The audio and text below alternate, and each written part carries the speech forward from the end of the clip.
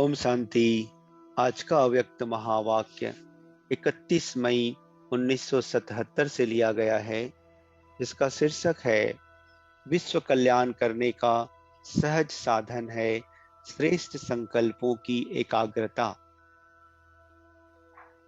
Master सर्वशक्तिवान, सदा माया जीत, सो जगत जीत, सदा ज्ञान स्वरूप, शक्ति स्वरूप स्थिति में स्थित रहने वाले विजयी रत्नों प्रति बाबा बोले। अपनी निराकारी और साकारी दोनों स्थितियों को अच्छी तरह से जान गए हो। दोनों ही स्थितियों में स्थित रहना सहज अनुभव होता है, वह साकार स्थिति में स्थित रहना सहज लगता है और निराकारी स्थिति में स्थित होने में मेहनत लगती है। संकल्प किया और स्थित हुआ, सेकंड का संकल्प जहां चाहे वहां स्थित कर सकता है। संकल्प ही ऊंच ले जाने और नीचे ले जाने की रूहानी लिफ्ट है, जिस द्वारा चाहे तो सर्वश्रेष्ठ अर्थात ऊंची मंजिल पर पहुंचो, अर्थात निराकारी स्थिति में स्थित हो जाओ। चाहे आकारी स्थिति में स्थित हो जाओ, चाहे साकारी स्थिति में स्थित हो जाओ, ऐसी प्रैक्टिस अनुभव करते हो। संकल्प की शक्ति को जहां चाहो वहां लगा सकते हो।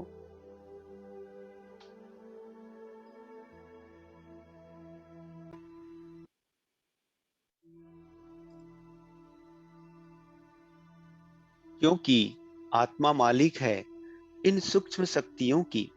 मास्टर सर्वशक्तिवान अर्थात सर्व शक्तियों को जब चाहें, जहां चाहें, जैसे चाहें वैसे कार्य में लगा सकते हैं। ऐसा मालिकपन अनुभव करते हो। संकल्प को रचने वाले रचता स्वयं को अनुभव करते हो। रचना के वशीभूत तो नहीं होते हो। ऐसा अभ्यास है जो एक सेकंड में जिस स्थिति में स्थित होने का डायरेक्शन मिले, उसी स्थिति में सेकंड में स्थित हो जाओ। ऐसी प्रैक्टिस है, वह युद्ध करते ही समय बीत जाएगा। अगर युद्ध करते हुए समय बीत जाए, स्वयं को स्थित ना कर सको, तो उसको मास्टर सर्वशक्तिवान कहेंगे, वह छत्री कहेंगे। छत्री अर्थात चंद्रवंशी। वर्तमान समय विश्व कल्याण करने का सहज साधन अपने श्रेष्ठ संकल्प के एकाग्रता द्वारा सर्व आत्माओं की भटकती हुई बुद्धि को एकाग्र करना है।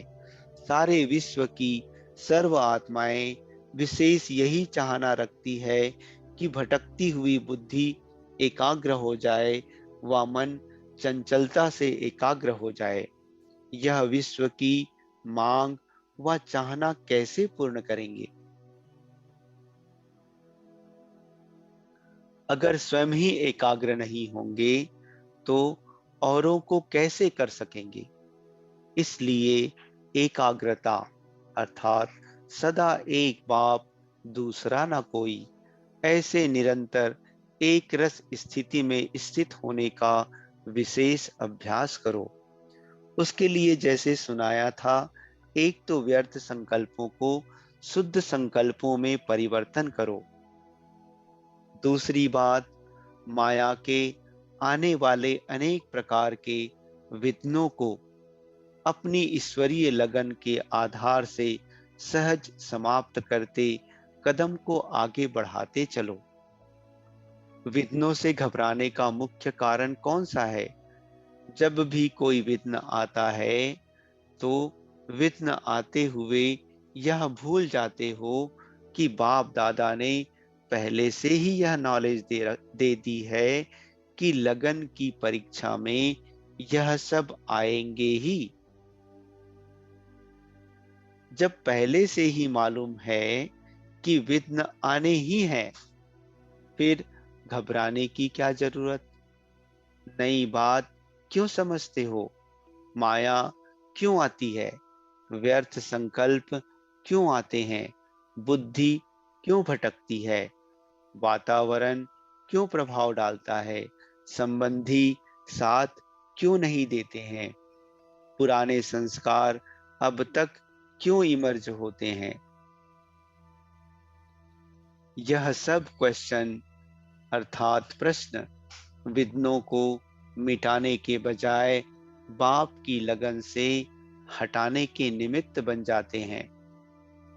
क्या यह बाप के महावाक्य भूल जाते हो कि जितना आगे बढ़ेंगे उतना माया भिन्न भिन्न रूप से परीक्षा लेने के लिए आएंगी, लेकिन परीक्षा ही आगे बढ़ाने का साधन है, ना कि गिराने का। क्योंकि कारण के निवारण के बजाय कारण सोचने में समय गंवा देते हो, शक्ति गंवा देते हो। कारण के बजाय निवारण सोचो और निर्विघ्न हो जाओ। क्यों आया? नहीं, लेकिन यह तो आना ही है। इस स्मृति में रहने से समर्थी स्वरूप हो जाएंगे। दूसरी बात, छोटे से विघ्नों को क्योंकि क्वेश्चन उठने से व्यर्थ संकल्पों की क्यू अर्थात कतार लग जाती है और उसी क्यू को समाप्त करने में काफी समय लग जाता है। इसलिए मुख्य कमजोरी है जो ज्ञान स्वरूप अर्थात नॉलेजफुल स्थिति में स्थित होते हुए विघ्नों को पार नहीं कर पाते हैं। ज्ञानी हो लेकिन ज्ञान स्वरूप होना है। वातावरण प्रभाव क्यों डालता है, उसका भी कारण है अपने पावरफुल वृत्ति द्वारा वायुमंडल को परिवर्तन करने वाले हैं। यह स्मृति भूल जाते हो। जब कहते ही हो विश्व परिवर्तक हैं, तो विश्व के परिवर्तन में वायुमंडल को भी परिवर्तन करना है। अशुद्ध को ही शुद्ध बनाने के लिए निमित्त हो। फिर यह क्यों सोचते हो कि वायुमंडल ऐसा था इसलिए कमजोर हो गया, जब है ही कलयुगी तमो प्रधान आसुरी सृष्टि, उसमें वातावरण अशुद्ध ना होगा तो क्या होगा। तमोगुनी सृष्टि के बीच रहते हुए वातावरण को परिवर्तन करना यही ब्राह्मणों का कर्तव्य है। कर्तव्य की स्मृति में रहने से अर्थात रचतापन की स्थिति में स्थित रहने से वातावरण अर्थात रचना के वश नहीं होंगे। तो जो सोचना चाहिए कि परिवर्तक हो के परिवर्तन कैसे करूं, इस सोचने के बजाय यह सोचने लग जाते कि वातावरण ऐसा है इसलिए कमजोर हो गया हूं। वातावरण बदलेगा तो मैं बदलूंगी, वातावरण अच्छा होगा तो स्थिति अच्छी होगी। लेकिन वातावरण को बदलने वाला कौन, यह भूल जाते हो। इस कारण थोड़े से वातावरण का प्रभाव पड़ जाता है और क्या कहते कि संबंधी नहीं सुनते, वह संग अच्छा नहीं है, इस कारण शक्तिशाली नहीं बनते। बाप दादा ने तो पहले से ही सुना दिया है कि हर आत्मा का अपना अपना अलग अलग पार्ट है। कोई सतोगुनी, कोई रजोगुनी, कोई तमोगुनी। जब वैरायटी आत्माएं हैं और वैरायटी ड्रामा है, तो सब आत्माओं को एक जैसा पार्ट हो नहीं सकता। अगर किसी आत्मा का तमोगुनी अर्थात अज्ञान का पार्ट है, तो शुभ भावना और शुभ कामना से उन आत्मा को शांति और शक्ति का दान दो। लेकिन उसी अज्ञानी के पार्ट को देख अपनी श्रेष्ठ स्थिति के अनुभव को भूल क्यों जाते हो? अपनी स्थिति में हलचल क्यों करते हो? साक्षी हो, पाठ देखते हुए जो शक्ति का दान देना है वह दो, लेकिन घबराओ मत। अपने सतो प्रधान पाठ में स्थित रहो। तमोगुनी आत्मा के संग के रंग का प्रभाव पड़ने का कारण है सदा बाप के श्रेष्ठ संग में नहीं रहते। सदा श्रेष्ठ संग में रहने वाले के ऊपर और कोई संग का रंग प्रभाव नहीं डाल सकता। तो निवारण का सोचो। और क्या कहते, हमारे संबंधी के बुद्धि का ताला खोलो। बाप ने सर्व आत्माओं की बुद्धियों का ताला खोलने की चाबी बच्चों को पहले से ही दे दी है। तो चाबी को यूज क्यों नहीं करते? अपना कार्य भूलने के कारण बाप को भी बार बार याद दिलाते हो कि ताला खोलना व बुद्धि को परिवर्तन करना। बाप तो सर्व आत्माओं रूपी बच्चों के प्रति सदा विश्व कल्याणकारी है ही, फिर बार बार क्यों याद दिलाते हो? बाप को अपने समान भूलने वाले समझते हो? भूलने वाले समझते हो क्या? कहने की भी आवश्यकता नहीं।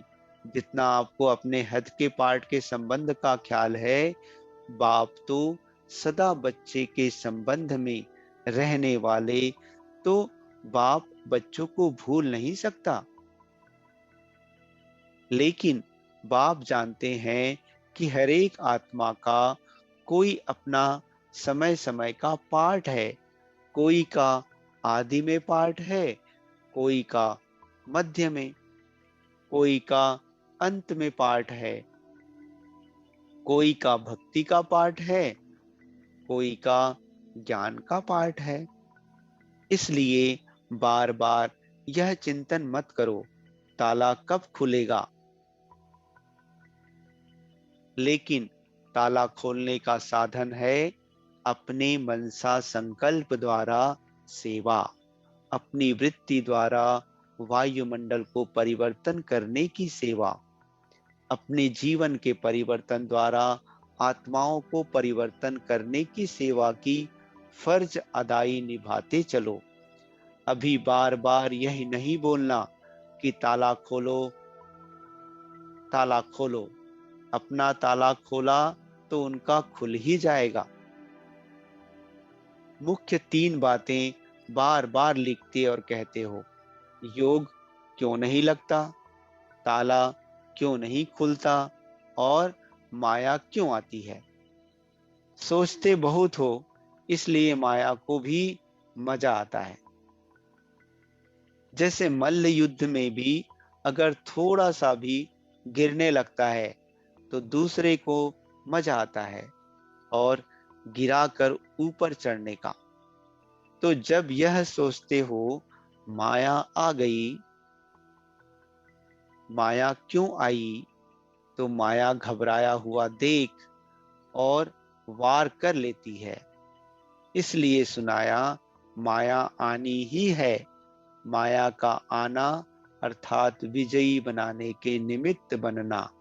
शक्तियों की प्राप्ति को अनुभव में लाने के लिए निमित्त कारण माया बनती है। अगर दुश्मन ना हो तो विजयी कैसे कहा जाएगा? विजयी रत्न बनाने के निमित्त यह माया के छोटे छोटे रूप हैं। इसलिए माया जीत समझ, विजयी रत्न समझ, माया पर विजय प्राप्त करो। समझा? मास्टर सर्वशक्तिवान कमजोर मत बनो, माया को चैलेंज करने वाले बनो। अच्छा, सदा माया जीत सो जगत जीत। वातावरण को अपनी समर्थ वृत्ति से सतो प्रधान बनाने वाले, अपने श्रेष्ठ बाप के संग से अनेक मायावी संग दोष से पार रहने वाले, सदा ज्ञान स्वरूप शक्ति स्वरूप में स्थित रहने वाले, ऐसे सदा विजयी रत्नों को बाप दादा का याद प्यार और नमस्ते। पार्टियों से अव्यक्त बाप दादा की मुलाकात। संगम युग का बड़े ते बड़ा खजाना कौन सा है? सबसे बड़े ते बड़ा खजाना है अति इंद्रिय सुख, जो किसी भी युग में प्राप्त नहीं हो सकता। सतयुग में भी अति इंद्रिय सुख का वर्णन नहीं करेंगे। यह अति इंद्रिय सुख अब का ही खजाना है।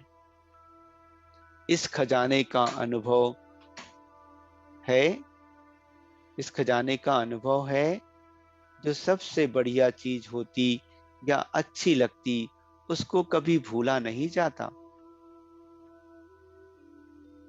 अति इंद्रिय सुख बड़े ते बड़ा और अच्छे ते अच्छा खजाना है, तो सदा याद रहना चाहिए। याद अर्थात अनुभव में आना। जो इस अनुभव में रहेंगे वह इंद्रियों के सुख में नहीं होंगे। जो सदा अति इंद्रिय सुख में नहीं रहते वह इंद्रियों के सुख की तरफ आकर्षित हो जाते। इंद्रियों के सुख के अनुभवी तो हो ना। उस अल्पकाल के सुख में भी दुख भरा हुआ है। जैसे आजकल कड़वी दवाई के ऊपर मीठा बोर्ड लगा देते, तो यह इंद्रियों का सुख दिखाई सुख देता, लेकिन है क्या? जब समझते हो दुख है, फिर उनकी आकर्षण में क्यों आते? सदा अपने को विशेष पाठधारी समझ पाठ बजाते हो। जो विशेष पाठधारी होते हैं उनका हर एक विशेष होती है। तो आपका भी हर कर्म के ऊपर इतना अटेंशन है। कोई भी कर्म साधारण ना हो। साधारण आत्मा जो भी कर्म करेगी वह देह अभिमान से, विशेष आत्मा देही अभिमानी बन कर्म करेगी। देही अभिमानी बन पाठ बजाने वाले की रिजल्ट क्या होगी? वह स्वयं भी संतुष्ट और सर्व भी उनसे संतुष्ट होंगे।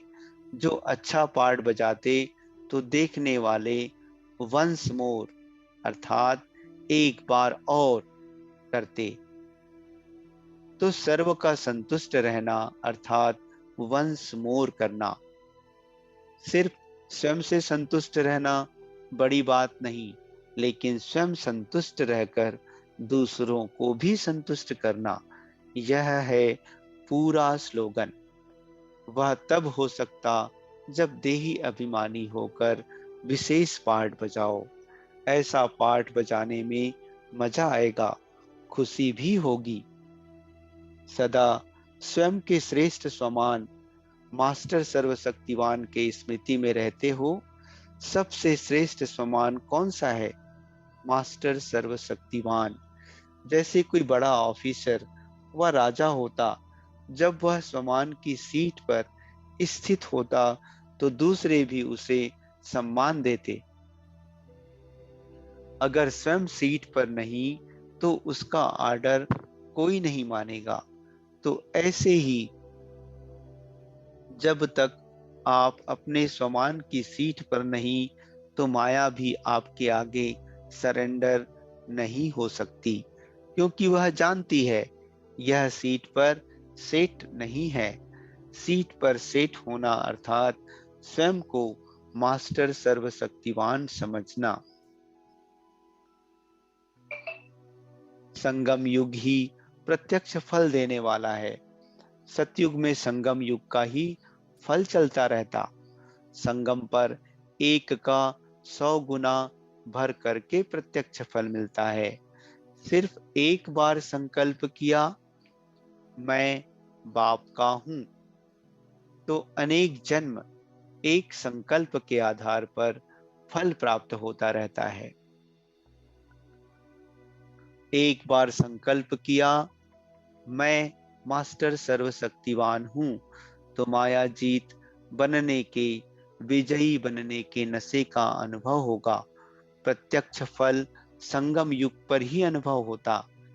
जैसे बीज बोया जाता तो फल मिलता है ना, ऐसे संकल्प करना व पुरुषार्थ करना, यह है बीज और उसका फल, एक का पदम गुना मिल जाता। तब तो संगम की महिमा है, सबसे बड़े ते बड़ा संगम युग का फल है, जो स्वयं बाप प्रत्यक्ष रूप में मिलता। परमात्मा भी साकार रूप में, साकार मनुष्य रूप में मिलने आता। इस फल में और सब फल आ जाते हैं। अच्छा, ओम शांति।